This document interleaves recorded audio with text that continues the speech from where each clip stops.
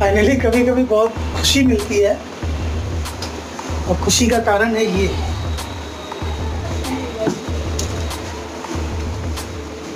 और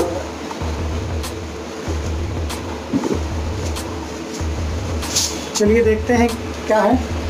बचपन में जब कभी छोटे थे, बर्थडे वगैरह मनता था, गिफ्ट वगैरह मिलते थे तो बड़ी खुशी होती थी। आज भी कुछ ऐसा ही है। चलिए इसको अनबॉक्स करते हैं।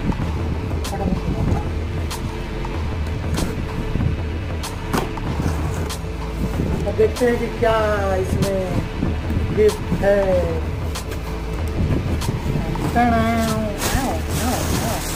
काफ़ी देर था।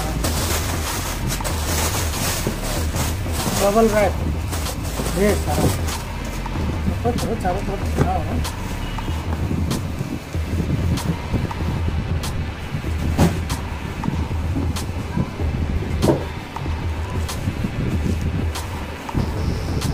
क्या है इस गिफ्ट के अंदर?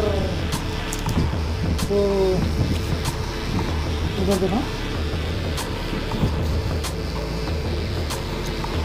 enjoy your gift, please give a review on Amazon। तो ये कुछ छोटा सा गिफ्ट है Amazon की तरफ से। चलिए क्या है उसको अनबॉक्स करते हैं और देखते हैं कि इस बॉक्स के अंदर क्या है।